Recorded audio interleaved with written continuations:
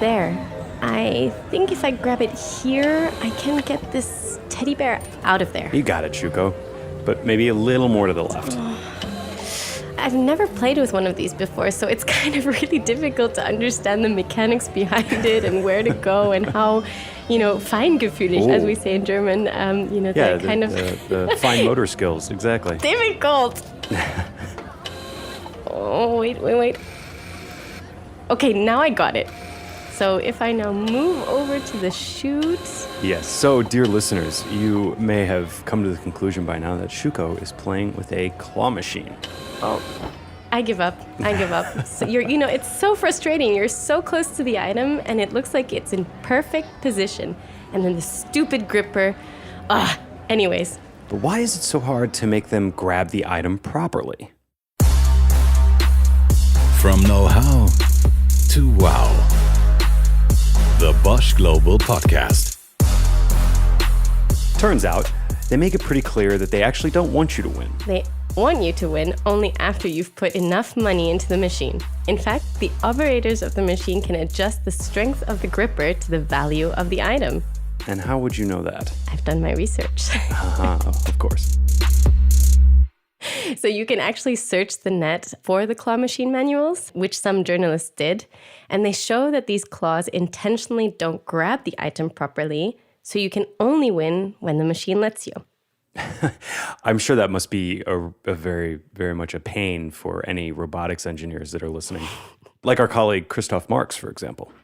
My team and we are coming from the world of manufacturing robots. And in this world, the whole task that a robot arm is doing is customized to one single item that needs to be handled. Those parts are treated with very high precision and high quality and also a big number of repetitive cycles. Christoph works at Bosch Corporate Research. Until recently, his job was to basically build the opposite of claw machines. Industrial robot systems that are very reliable and perfectly adapted to the specific item they're supposed to grab. And the whole process is developed around this one specific item. For example, the gripper is designed to grasp this one item and nothing else. And it has to grasp this item at the exact same position over and over again. So these robots, they're optimized to a degree where they do just one thing, but do that thing really well. Yes, and that's great because that's what you need in the manufacturing environment. Lucky for us, we don't have to worry that a robot would ever get bored. Unfortunately, Christoph and his team thought, we were searching for a new challenge, you could say, and new environments where we could use our knowledge and our robotic arms. They had solved the problem of optimizing the robots for a well-defined environment. Now they were looking for something with a little more variability. And they went to the extreme because they became interested in warehouses. So hang on a minute. When I order something online, items are picked from the warehouse stock and put into a shipping box. Mm-hmm. Are you telling me this isn't automated yet? Oh, no, not at all. Well, not at all.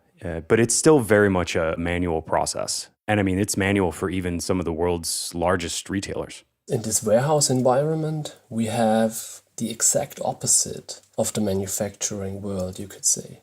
Here you have millions of different parts with a high variety in shape, size, weight, rigidity, and so on. And this actually means we have a lot of uncertainty. And our challenge here was to build a system combining hardware components, vision sensors, software algorithms that can handle this uncertainty. That's definitely something that technology often is not good at, right? Tech likes certainty, well-defined parameters. Yes, exactly. And we've talked a lot about sensors on this show already. And they're often used as a way for technology to, really understand its environment, where it is, so that it can adapt to that environment and respond appropriately. But often, both the understanding of the environment and the adaptation are limited. And that's because it's really hard to build a system which can do both. I think where we often see this is artificial intelligence. There are always these science fiction narratives of AIs that outsmart humans, that know everything and become superior. But in reality, AI often has a very, very narrow scope. Yes, indeed. Narrow indeed. The problem is you really do need to balance the uncertainty and the reliability. You can build a system which is quite highly reliable, as industrial robots are a great example. But the natural trade-off is usually that it then cannot handle uncertainty or variability. Which means we need to control the environment very well so that the robot doesn't face any unexpected situations. Or you can try to engineer specifically for uncertainty. And that's when it's hard to keep the reliability up at the same time. Again, a trade-off. But how do you do that? How do you build a machine that works even though it doesn't know what to expect? And not just a machine that works, but that works super reliably. This is something our reporter Thomas learned about during a recent visit to a museum. Because engineers have faced these questions before, and that is especially true for some engineers on Long Island. So Thomas lives in New York City, lucky him. So it was only a short trip for him. And there on Long Island, about 60 years ago, engineers put a lot of effort into building something for an environment that they didn't know much about. The moon? The moon. So this place is called Cradle of Aviation.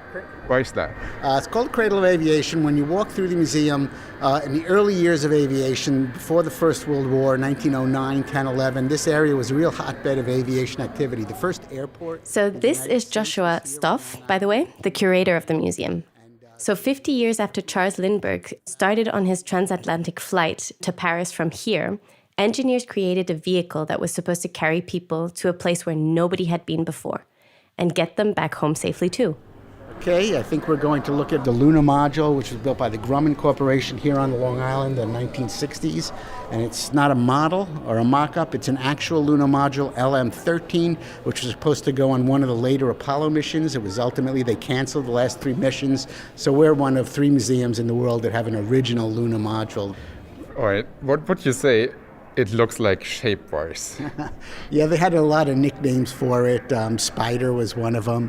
The Bug, they called it, because it's kind of a unique, odd shape with very big legs sticking out for the side. So I think most of us have seen a moon lander or can kind of envision it. Thomas was nice enough to send us some pictures also. Thanks, sir. And I'm really sorry to say this, but I have to. It looks like one of the claws from the claw machine. I mean... 3 legs. It's just a giant grabber. But anyway, you're not really selling this. It's Jeff. true. You're not really selling the picture. I think everybody does. Well, anyways, the odd shape has its reasons, so we will get to that. It was designed to deal with unknown conditions. They were designing and building this spacecraft before anything had landed on the moon. Even unmanned spacecraft hadn't landed yet. So they had to take every possible consideration into account, designing it, not knowing what the lunar surface was like. Yeah, I guess they knew that it wasn't made out of cheese. That they did know. But there was a lot of theories at the time that the lunar surface is covered with ice. So if the spacecraft landed on an icy hill and, say, slid down it, it might hit a rock at the bottom and tip over. So that's why they designed the legs to be so widely spaced on it. So if it slid down a hill and hit something, it couldn't tip over. Another feature is the footpads on it, very big dish-like structures, because another theory was that the lunar surface is covered with 20 feet of dust, and when the spacecraft lands, it's going to sink into the dust and you'll never see him again.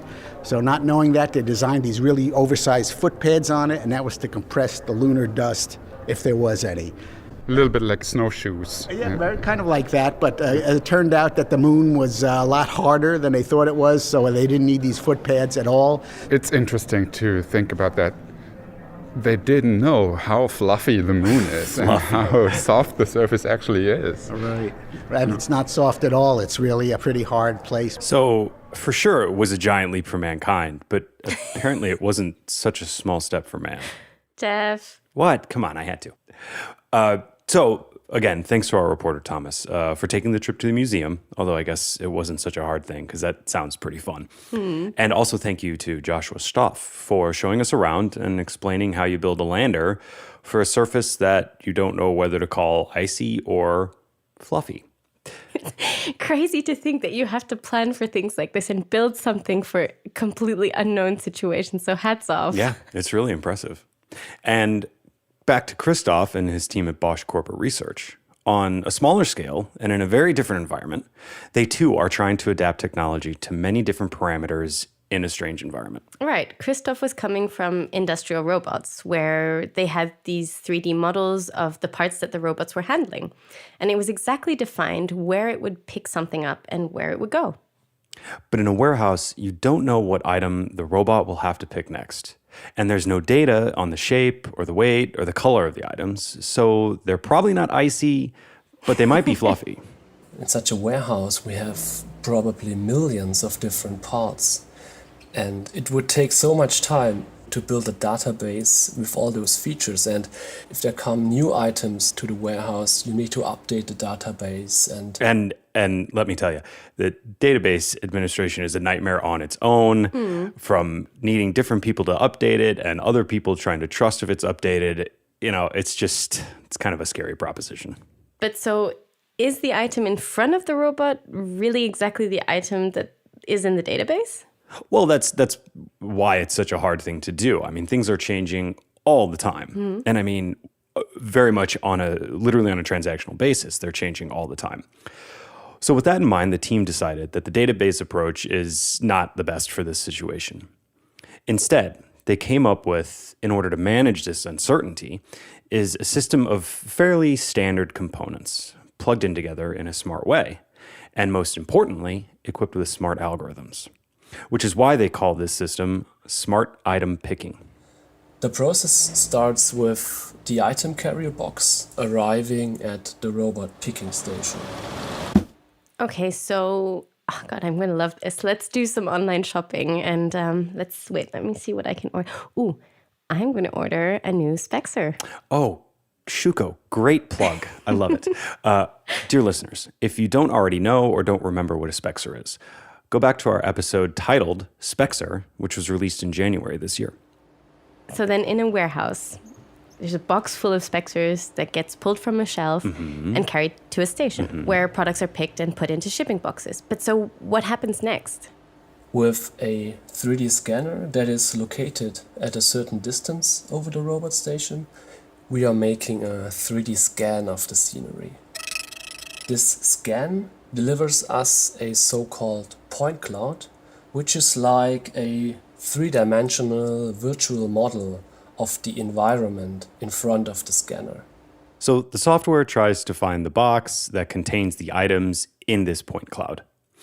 Because part of this uncertainty and flexibility is that you don't have to place the boxes in exactly the same spot or even in an exact level position every time. So yeah, that's what I would think when you're dealing with a robot, that it has to be a predefined size of box and that it has to sit exactly in the right spot. No, that's not the case here. So we have that going for us, which is nice. Okay. We know a little bit more about the environment, and that's coming from the point cloud. Now that the system knows where the box is that contains your Spexers, again, got to keep in mind what you're getting here.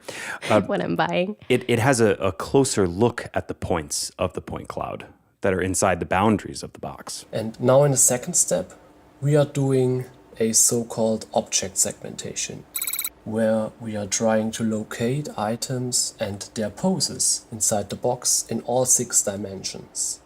Hang on a minute. 6 dimensions, X, Y, Z, and? X, Y, Z, yes. Z? Yes, X, Y, Z. And the other 3 describe the orientation of the item in the box so that it's the rotation around the X, Y, and Z axes. Got it. Okay. So to determine these coordinates, that's part of the job of these segmentation algorithms. And those segmentation algorithms now try to detect objects, like, for example, boxes, cylinders, blister packages, or any similarly shaped items inside the point cloud. You could also say the task is to find promising clusters of points that form an item.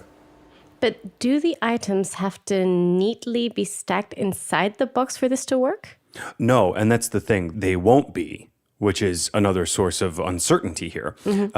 And it might be counterintuitive, but a messy pile of items, just them strewn randomly, is actually not so bad for the system. You would probably think that the neatly stacked objects are way more easy to pick and to detect than the chaotic ones, but it's actually the other way around. And the reason for that is when the boxes are sitting flush next to each other, like very, very orderly, it's harder for the system to understand where one item ends and the other one begins because they're too close. Okay.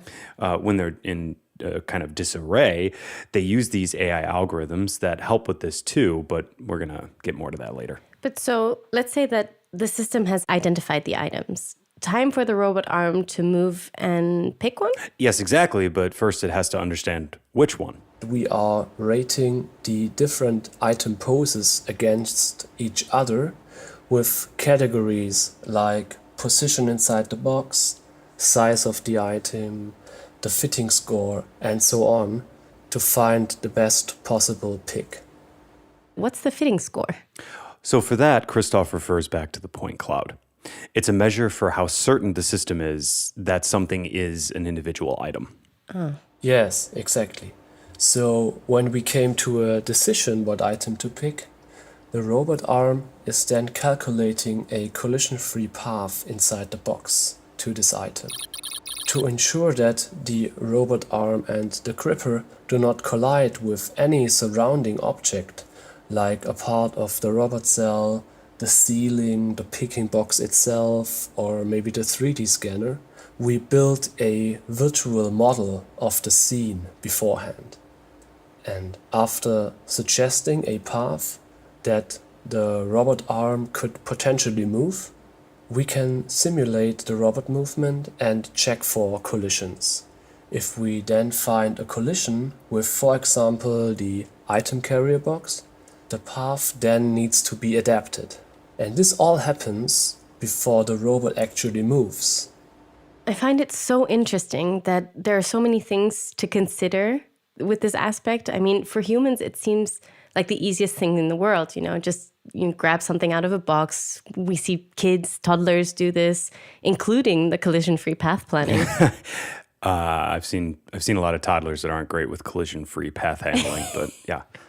You know what I mean. And by the way, our goal here is not to find just any collision-free path. We want to find an optimal path where we use the shortest way and save time for the movement as well. It is actually a complex, multi-dimensional problem that has to be solved within a split second. Wow. And not just solved within a split second, but remember what we talked about, the database aspect and the uncertainty of the changing environment. So the whole process runs anew each time the robot grabs something, because that changes the scene. When they pick it up, another item might move in the box, because remember, they're just kind of in there. So a new point cloud is generated each and every time. I can kind of picture the scene pretty well, I think. So one box to the right, another box to the left, and the robot arm in the middle picks one item from the right and places it on the left. But one detail I'm still not sure about. What does the robot hand actually look like? Is it like a gripper in the claw machine, or is it better? I have a joke about that. It's not very appropriate. Jeff? Okay, but in high school, we used to have a game. Well, I guess we still have the game. I just don't play it anymore. It's called Suck and Blow. And it's you use a playing card and you have to suck it with your lips and then pass it to the person next to you, which is kind of like the grabbers that we're talking about. It's the same basic principle. We use suction cup grippers that are very versatile. We just need a small flat surface where we can build up the vacuum, and then we are able to grasp the item. It's basically your game. Yeah, exactly. That's what I said. So that's what they used during the development. However, it should be possible to use a different kind of gripper too, because customers can combine different components that fit their use case and their budget the best. There's actually a lot of effort being put into what's called the grabbing problem all across the warehousing industry. We defined a modular system of hardware components consisting of different robot arms, different 3D scanners, and different gripper solutions. So depending on the weight of the items, you could, for instance, install a robot arm with a higher payload, or depending on the size of the item, choose a 3D scanner with a higher resolution. Right.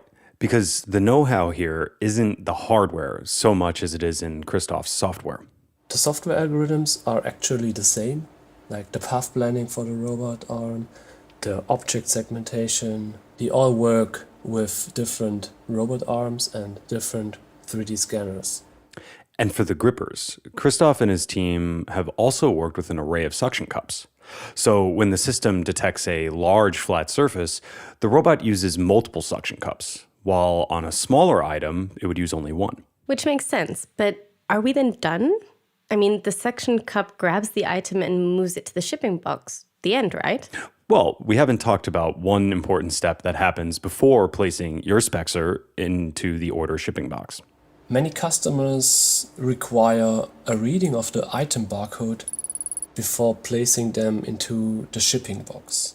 We've talked about reliability a lot, and this is part of it. You want to make sure that you're shipping the right item, and so you need to scan it. This would be useful for your Spexer order for sure, but it's a crucial example, especially if you're shipping something like pharmaceuticals. It could be very dangerous if you sent someone the wrong medicine. Usually the robot arm is then presenting the item in front of a barcode reader after having picked it from the box. But here we have sometimes a problem. So imagine if the robot has placed its suction cup exactly on the item barcode. The barcode reader is not able to read it. And in order to prevent this situation, we are using AI algorithms to find a pose on the item surface that does not cover the barcode. And now this goes back to the very beginning of the process, when the 3D scanner generates the point cloud. At the same time it's doing that, it takes a regular photograph and sends that to an AI, which helps with the object segmentation also. But the main task is to find the barcodes and block these areas for the gripper. To develop this, Christoph's team at Bosch Corporate Research started a collaboration with the Bosch CAI. That's the Bosch Center for Artificial Intelligence. So maybe our AI bashing earlier wasn't entirely fair. Obviously, there is AI that makes things more reliable, even in this environment of many uncertainties. But let me play devil's advocate here.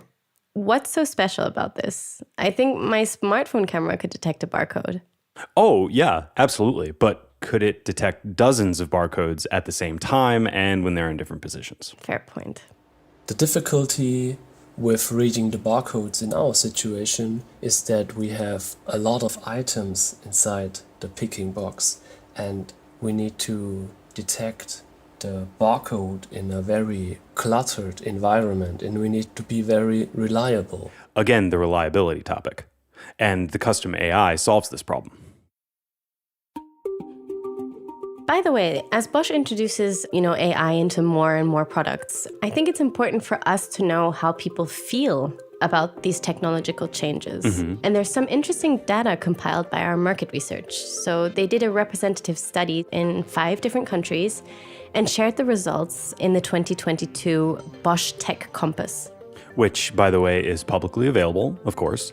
For our listeners, just follow the link in the show notes. Thanks for adding that, Jeff. Of course. But let me go through some highlights from the study results. 54% of the people hope technology will make their lives more comfortable. The greatest importance in the future is attributed to AI and 5G.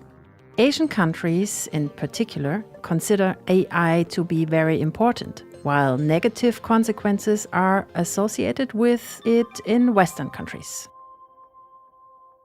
The first one here is really relevant. The hope in people that technology makes life more comfortable, that it's invented for life. I think smart item picking really contributes to this. Working conditions in warehouses are not always great. To say the least. To be generous. And this AI-enabled robot arm can take on some of the most monotonous and repetitive and ergonomically challenging tasks. And maybe it will also change the perception of people in the West, they'll have a more positive association to AI when they can immediately feel how it can make life better. So as you were saying, invented for life. So for that, of course, there needs to be a lot of effort into making the technology reliable, just like Christoph and his team did. Right. Christoph and his team of fellow engineers have mastered the uncertainty with their algorithms. They're now about to bring Bosch's automation experience and knowledge from the factory floor right into the warehouses. Bosch has a long experience in building automation systems in the manufacturing domain and knows how to ensure long-term support, industrial reliability and quality. So I strongly believe that smart item picking is very reliable. But I kind of have one burning question that still needs to be answered. Do you think Christoph's robot would be better than the claw of the claw machine? You're really after that teddy bear, aren't you?